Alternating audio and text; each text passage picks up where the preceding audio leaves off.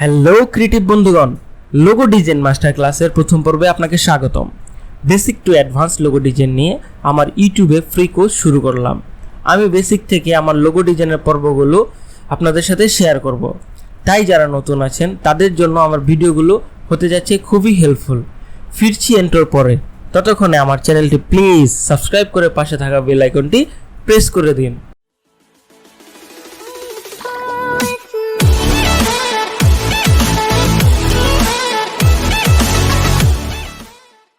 Logo ডিজাইনের প্রথম পর্বে আমরা দেখব ওয়ার্ডমার্ক বা লেটারমার্ক লোগো।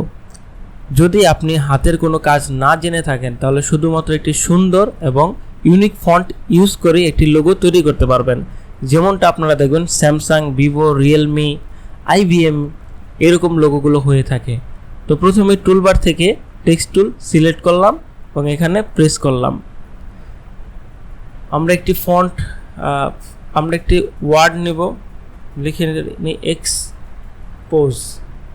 আমরা এই ওয়ার্ডটি দিয়ে কীরকম কত ধরনের লোগো তৈরি করতে পারি সেটা দেখব। তো প্রথমে আমি একটা ফন্ট নেব, সেটা হচ্ছে নেক্সা রেগুলার। এই ফন্টটি আমি আমার ডেসক্রিপশন বক্সে লিঙ্ক দিয়ে দেব, আপনারা চাইলে সেই লিঙ্ক থেকে ডাউনলোড করে নিতে পারেন।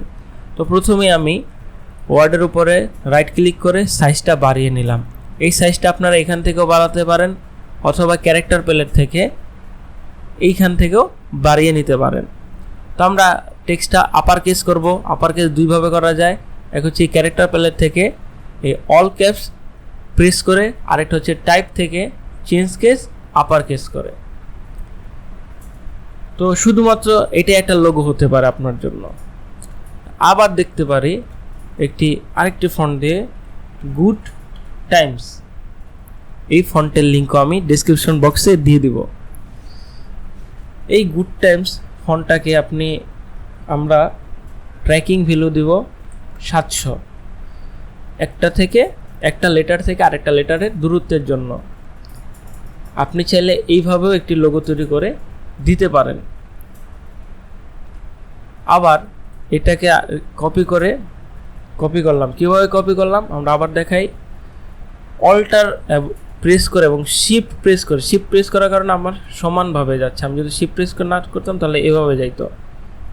এবং আপনি তো শিফট প্রেস করে অল্টার ধরে শিফট প্রেস করে আমি কপি করলাম, রাইট ক্লিক করলাম, ক্রিয়েট আউটলাইন এবং আনগ্রুপ।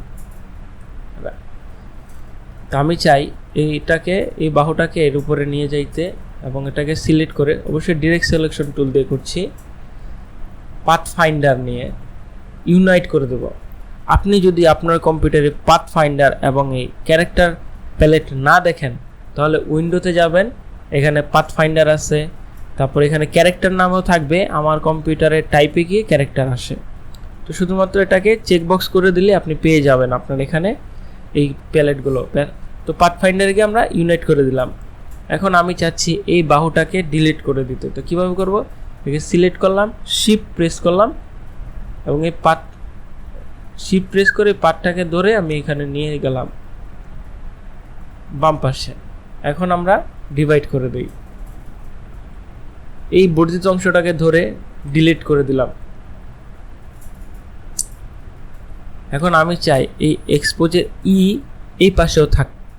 আমি এটাকে আর দ্বিতীয়বার করব না, তাহলে এইটাকে আমি একটু কালারটা ভিন্ন দিয়ে বোঝার জন্য এই প্রথম এটাকে Ctrl+C দিয়ে কপি এবং Ctrl+F দিয়ে পেস্ট করলাম।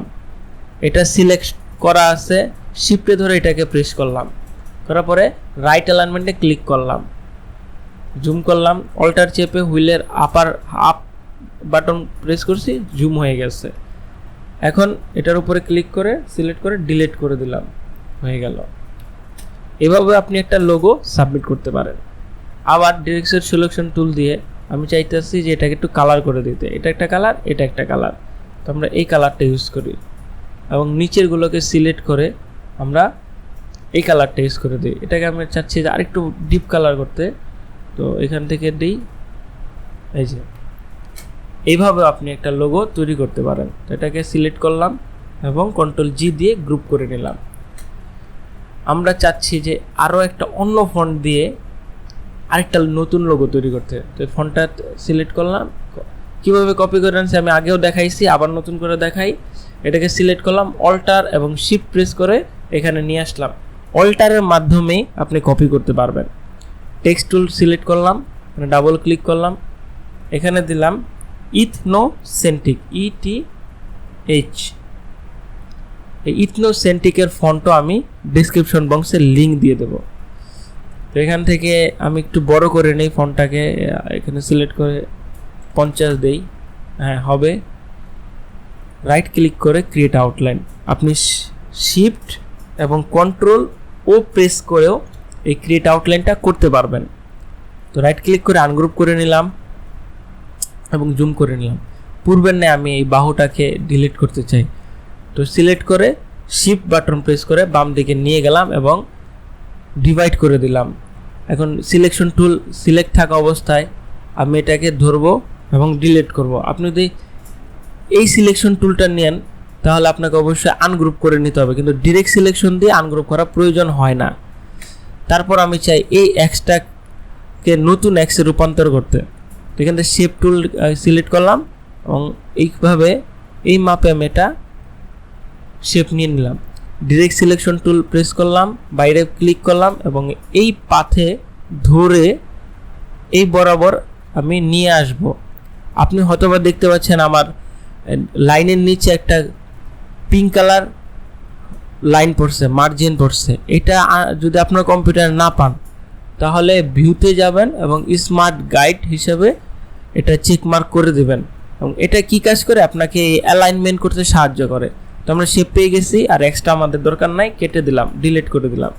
এবং শেপের ভিতর রাইট ক্লিক করব, ট্রান্সফর্মে দিয়ে রিফ্লেক্ট দেব, ভার্টিক্যাল অ্যালাইনমেন্ট থাকবে এবং প্রিভিউতে আমরা দেখে নিতে পারি। কপি হয়ে গেল।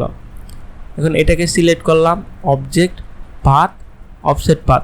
এত বড় আমরা ইউজ করব না, আমরা আমাদের চোখের আইডিয়া মতো একটা ইউজ করব। এখানে 5 পিক্সেল 4 পিক্সেল হইলে হয়, আমার কাছে 5 পিক্সেল বেশি বড় মনে হয়। ওকে দিলাম এবং এগুলোকে সবগুলো সিলেক্ট করলাম। এখানে শেপ বিল্ডারে গেলাম, অল্ট, এখানে দেখতে পাচ্ছেন যে আমার কার্সরের নিচে প্লাস চিহ্ন দেখাচ্ছে। প্লাস মানে আমি যদি এটা দুইটাকে টান দিই তাহলে একটা হয়ে যাবে। যখন আমি অল্টার প্রেস করবো তখন মাইনাস হয়ে গেছে, এখন আমি মাইনাস করে দিলাম। আবার ডিরেক্ট সলিউশন টুল সিলেক্ট করে এটাকে ডিলিট করে দিলাম। এখন আমি চাচ্ছি যে এই বাহুটা এটার মধ্যে এনে একটা বাহু করে দিতে। তো এটাকে ডিরেক্ট সলিউশন প্রেস করে শিফট ধরে একটু এখানে নিয়ে আসলাম এবং এটাকে ডিরেক্ট সলিউশন দিয়ে সিলেক্ট করে এই বাহুটাকে শিফট ধরেই আমি এখানে নিয়ে আসলাম। এখন এই দুইটা সিলেক্ট করলাম, করার পরে ইউনাইট করে দিলাম।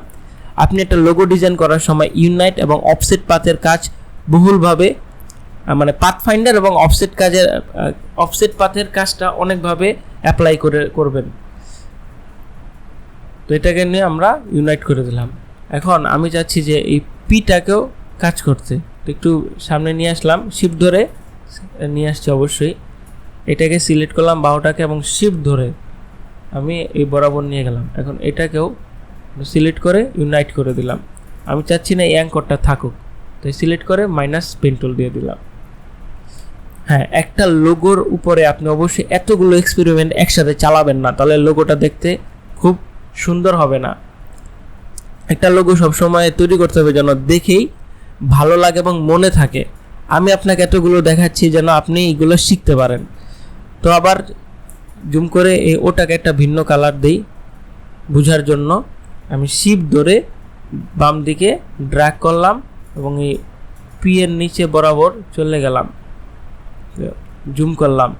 জুম করলে দেখতে পাবেন যে ঠিক একটু বের হয়েছে। আমি আরেকটু নেই, এতটুকু। এখানে এই পাশেও কিছুটা বের থাকবে এবং এখানে কিছুটা বেরিয়ে থাকবে। ডিরেক্ট সিলেকশন টুল আমি সিলেক্ট করলাম, পাথ ফাইন্ডারে গেলাম, ডিভাইড করে দিলাম। এখন এটা সিলেক্ট করে ডিলিট প্রেস করি। যদি আপনার একবারে ডিলিট না হয় তাহলে দুইবার প্রেস করবেন। এটা ধরে ডিলিট প্রেস করে দিলাম। এইটাকে ধরে আমরা অবজেক্টে যাব, পাথ যাব, অফসেট পাথ। যেহেতু আমরা 4 পিক্সেল আগে ইউজ করছি তাই এখানেও 4 পিক্সেল ইউজ করব। পুরো লোগোতে আমরা একই রকমের গ্যাপ ইউজ করব। এটাকে একটা কালার দিই। এখন এটাকে সিলেক্ট করি, করার পরে শেপ বিল্ডার থেকে অল্টার প্রেস করে এখানে ক্লিক করলাম একটা, এখানে একটা ক্লিক করলাম। ডিরেক্ট সিলেকশন টুল থেকে এটাকে সরিয়ে নিলাম। এখন আমরা যখন এটা সিলেক্ট করব দেখব আমরা এরকম একটা ময়লা তৈরি হয়েছে, একটা ভিন্ন কালার দিই, এই যে এটাকে ধরে ডিলিট করে দেব। এখন পুরোটা ধরে ইউনাইট করে দিই। হ্যাঁ, এই জায়গায় একটু ঝামেলা আছে, হইতেই পারে, একটু ম্যানুয়ালি আপনাকে ঠিক করে নিতে হবে। ইউনাইট করে দিলাম, বা এটাকে ধরে আমি মাইনাস টুল দিয়ে দিলাম, হয়ে গেছে। হ্যাঁ, পুরোটাকে একটা কালার করে দেই। এখন আমি চাচ্ছি এই দুটাকে কাজ করতে। হ্যাঁ, ওভাবে নিলাম, সামনের দিকে নিলাম, ডিরেক্ট সিলেকশন টুল নিলাম, এটাকে সিলেক্ট করলাম এবং এইভাবে ড্র্যাগ করে নিয়ে আসলাম। এই ওটাকে সিলেক্ট করে অবজেক্ট, পাথ, অফসেট পাথ, এখানে আমরা 4 পিক্সেল রাখছি, ওকে দিয়ে দিলাম। এটাকে একটা ভিন্ন কালার দিই। এখন এটাকে সিলেক্ট করি, শেপ বিল্ডার টুল মাইনাস করে দিলাম। এখন এটাকে ডিলিট করে দেব। দেখছেন আমি সিলেকশন টুল ধরছি, তাই এটা সম্পূর্ণ যাচ্ছে, কারণ এটা গ্রুপ করা। ডিরেক্ট সিলেকশন টুল নিয়ে এখানে ক্লিক করব, ডিলিট করে দেব, বাস হয়ে গেল। আমরা দেখছি যে এখানে একটা লাইন দেখা গেল, তো ওর উপরে ক্লিক করে Ctrl+2 দিলাম, মানে লক করে দিলাম। এখন এটাকে সিলেক্ট করি, দুইবার ডিলিট প্রেস করব, চলে গেছে। এখন Ctrl+Alt+2 দিয়ে আনলক করে নিলাম। এবার আমি এই ইর মাথাটা আবারও আমি কেটে দিতে চাচ্ছি, তো শিফট ধরে সিলেক্ট করে বাম সাইডে নিয়ে গেলাম, ইউনাইট করে দিলাম। ডিরেক্ট সিলেকশন টুল আছে, বাইরে ক্লিক করলাম, ভিতর এই শেপটাকে ধরে ডিলিট করে দিলাম এবং এই বাহুটাকে এসের বাহুর সাথে মিলিয়ে দিতে চাই, দুটাকে ধরে ইউনাইট করে দিলাম। এই জায়গাটা আমি রাখতে চাচ্ছি না এবং এই জায়গার অ্যাঙ্কর পয়েন্টও রাখতে চাচ্ছি না। এভাবে একটা লোগো তৈরি করতে পারেন। এবার একটা Ctrl+G দিয়ে গ্রুপ করে নিলাম। এখন আমি একটু কালার দিই, একটা কালার, এটা কালার এবং এই কালারটা দিতে পারি। আমরা এই কালারটা ইউজ করলাম, একটু কালারটা চেঞ্জ করে দিই এবং এই কালারটা এটা ধরলাম এবং এটা ধরলাম।